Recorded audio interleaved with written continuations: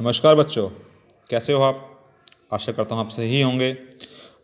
आइए, learning time with Harish में आपका स्वागत है।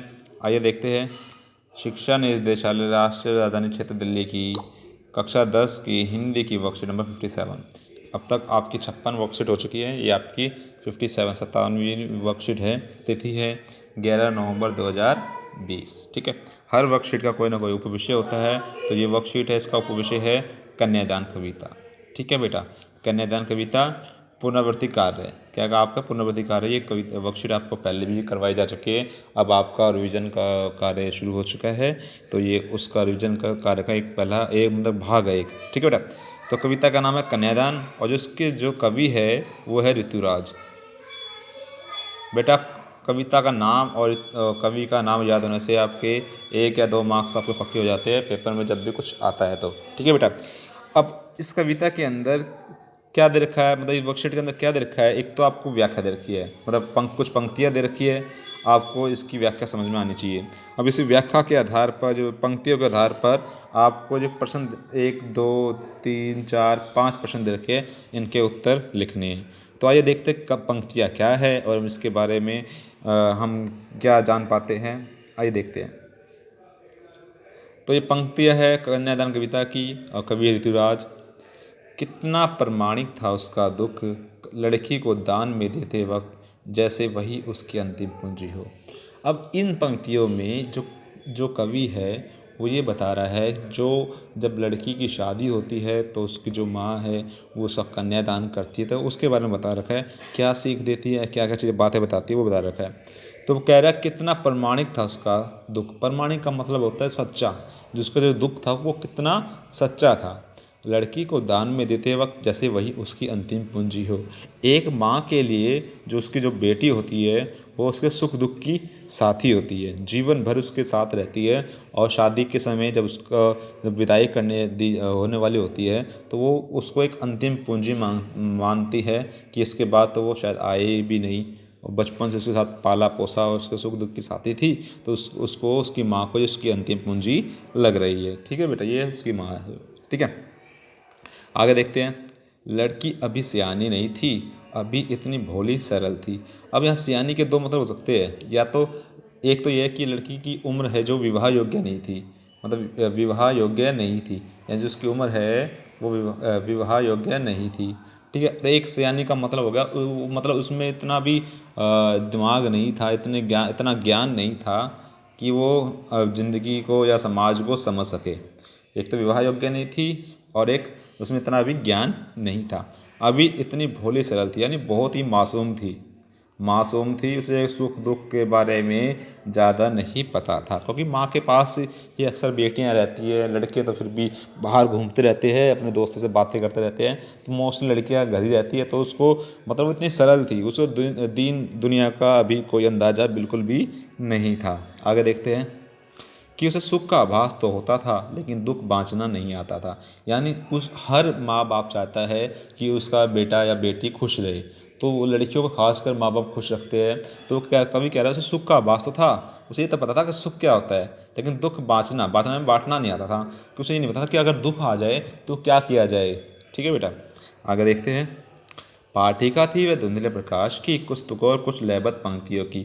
अब यहाँ पे कह रहा है जो पाठिका थी कुछ धुंधले प्रकाश की। अगर आपके सामने कि अगर मतलब कोई पंक्ति आ जाए, अगर पंक्ति जैसे मैं लिख रहा हूँ, कोई पंक्ति शब्द लिख दिया मैंने, ये साफ दिखाई दे रहा है तो ठीक है। लेकिन अगर ये मैं इसको धुंधला कर दूंगा तो आपको समझ में नहीं आएगा क्या लिखा है क्या नहीं। उसी तरह से कवि ये कहना चाह रहा है कि जो लड़की थी वो उसको सुख के बारे में पता था, लेकिन वो उसको दुख के बारे में बिल्कुल भी अंदाज़ा नहीं था, कि वह ज़िंदगी को की सच्चाई को समझती नहीं थी। पाठिका थे वह धुंधले प्रकाश की। धुंधले प्रकाश की मीन्स उसे सुख का पता था लेकिन दुख का बिल्कुल भी अंदाज़ा नहीं था। ये पहला पैरा था बेटा। अब जब बेटी जाने वाली होती है तो माँ को सीख देती है अपनी बेटी को, तो वो क्या क्या सीखे है ये बहुत इंपॉर्टेंट है। ठीक है, क्या क्या चीज़ें बताती है माँ। पहली चीज़ बताती है, माँ ने कहा पानी में झाँक कर अपने चेहरे पर मत रीझना। तो पहली बात माँ ने ये कहा कि जो पानी है उसमें मतलब झाँक कर अपने चेहरे मतलब बाहरी जो आकर्षण है उसको देखकर अपनी सुंदरता पर कभी घमंड मत करना। कई लड़कियां होती है ना बेटा, मतलब खूबसूरत हो जाती है तो उनको मतलब एक घमंड सा आ जाता है। तो इस बारे में अगर कि माँ ने पहले सीख दी कि अपनी सुंदरता पर कभी भी खुश मत होना कि मैं बहुत सुंदर हूँ। पहली सीख थी ये, पहली लाइन की, आग रोटियां सेकने के लिए, जलने के लिए। बहुत ही इंपॉर्टेंट लाइन है पेपर में, ये 100% पेपर में इसमें क्वेश्चन बनेगा। अब माँ ने कहा बेटा कि जो आग है वो रोटियां सेकने के लिए है, जलने के लिए नहीं, क्योंकि जो माँ है वो अपने जो जीवन के अनुभव है उनकी पीड़ा के आधार पर अपनी लड़की को कह रही है। ठीक है बेटा, कि जो आग है मतलब आपको मजबूत बनना है। अगर कभी भी जीवन में कोई परिस्थिति ऐसी आ जाए कि आप दुख मान के हार जाओ या कुछ हो जाओ, तो अपने आप को आग में जलने के लिए मत झोंकना। ठीक है बेटा, ये दूसरी बहुत इंपॉर्टेंट पंक्ति थी। तीसरी सीख क्या थी? वस्त्र और आभूषण शाब्दिक ब्रह्मों की तरह बंधन है स्त्री जीवन के। अब माँ ने ये कहा कि जो वस्त्र और आभूषण है ये नारी को कैद करने के लिए बने हुए बंधन है, यानी वस्त्र और आभूषण के ऊपर आप डिपेंड कभी भी मत रहना। ठीक है, और सबसे इम्पोर्टेंट लास्ट लाइन है इसकी, माँ ने कहा लड़की होना पर लड़की जैसी दिखाई मत देना। कविता का सारा सार इन दो पंक्तियों में है, लड़की होना पर लड़की जैसे दिखाई। माँ ने कहा तुम बाहर से तो लड़की जैसे दिखाई देना, भोली रहना, मासूम रहना, मर्यादा में रहना, लेकिन जैसे लड़कियों को समझा जाता है, कमज़ोर समझा जाता है, तो वैसा दिखाए, वैसे मत देना कि ठीक है, अपने अंदर कमज़ोरी को मत आने देना। ठीक है, और अगर तुम कमज़ोर हो जाओगे तो लोग तुम्हारा शोषण करेंगे। ठीक है, तो ये पंक्तियाँ थी, इनका मैंने व्याख्या बता दी है। आइए देखते हैं प्रश्न क्या है और उनका उत्तर जानने की कोशिश करते हैं। पहला प्रश्न, आपके विचार से माँ ने ऐसा क्यों कहा कि लड़की होना पर लड़की जैसा दिखाई मत देना? ये मैं आपको बता चुका हूँ, फिर भी मैं बताता हूँ। जो माँ ने अपने जीवन के जो अनुभवों की पीड़ा है उस पर सीख देते हुए कहती है कि बेटा लड़की की तरह सरल सरल रहना, ठीक है, सहज रहना, मर्यादा में रहना, लेकिन अंदर से कमज़ोर मत बनना, बिल्कुल भी कमज़ोर मत बनना, अंदर साहसी बनना, शोषण का विरोध करने वाली रहना हमेशा। जब भी आपको लगे कि तुम्हारा शोषण हो रहा है तो उसका विरोध करना। तो इसका पहले का उत्तर ये था। आइए प्रश्न नंबर 2 देखते हैं। आग रोटियां सेकने के लिए, जलने के लिए, इन पंक्तियों में समाज में इस तरह की स्थिति की ओर संकेत किया गया है। ये प्रश्न मैंने आपको टेस्ट में भी दिया था। तो इसमें उसका उत्तर है, इस पंक्तियों में समाज में स्त्री की कमज़ोर और उन पर हो रहे अत्याचारों की ओर संकेत किया गया है। ठीक है, तो इसका उत्तर आएगा अत्याचार, जो स्त्रियों पर अत्याचार हो रहे हैं उसकी ओर संकेत किया गया है। ठीक है बेटा। प्रश्न नंबर 2 का ख्याल क्या है? माँ ने बेटी को सचेत करना क्यों जरूरी समझा?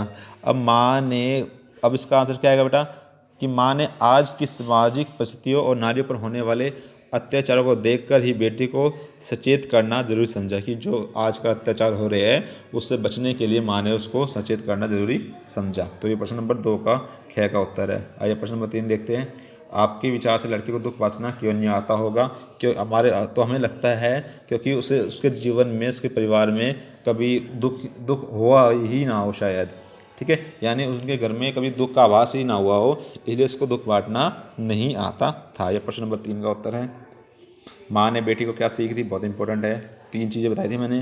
पहला, पानी में झाँक कर अपने चेहरे को कभी मत रीझना। दूसरा, आग रोटियां सेकने के लिए, जलने के लिए नहीं। या तीसरा, वस्त्र आभूषण शाब्दिक ब्रह्मों की तरह है, इससे बंधकर स्त्री हमेशा बंधकर रह जाती है। तो 3 सीख माँ ने उसको दी थी। आइए प्रश्न नंबर 5 देखते हैं। आपके विचार से कवि इन पंक्तियों के माध्यम से क्या करना चाहता है? पाठिका थी वह धीरेन्द्र प्रकाश की, कुछ तुकों और कुछ लयबद्ध पंक्तियों की। तो इन पंक्तियों में वह लड़की मासूम भोली भाली है। कवि ये कहना चाहता है कि जो लड़की है वो मासूम भोली भाली है, अस्पष्ट दिखाई देने वाले शब्दों की पाठिका है। यानी अस्पष्ट दिखाई, अस्पष्ट का मतलब होता है जो दिखाई नहीं दे रहा, यानी जो दुख है वो उसको पता ही नहीं है। तो यानी वो उसको दुख के बारे में बिल्कुल पता नहीं है, तो उनकी वो पाठिका एक प्रकार से, उसे सुख दुख का पता नहीं है, सुख का पता लेकिन उसका दुख का नहीं पता। ठीक है, उसकी माँ ने से सीख दी कि वह ज़िंदगी को जो ज़िंदगी है उसकी सच्चाई को समझे। तो प्रश्न नंबर 5 का उत्तर हो गया। प्रश्न नंबर 6 देखते हैं बेटा क्या कहता है। आज के समय में उम्र के अतिरिक्त लड़कियों का विवाह योग्य माना जाना चाहिए। कल्पना कीजिए, बड़ों से चर्चा कीजिए और लिखिए। बेटा इसका उत्तर आप स्वयं लिखोगे। ठीक है, ये कार्य मैंने आपके लिए छोड़ दिया है। आशा करता हूँ ये वर्कशीट अच्छी तरह आपको समझ में आ गई होगी। अगर अच्छी तरह समझ में आ गई होगी तो वह वीडियो को लाइक और सब्सक्राइब भी कीजिए। और किसी बच्चों को कोई डाउट हो तो कमेंट सेक्शन में जाकर कमेंट लिख दो, मैं उसका उत्तर देने की पूरी कोशिश करूँगा। धन्यवाद बेटा।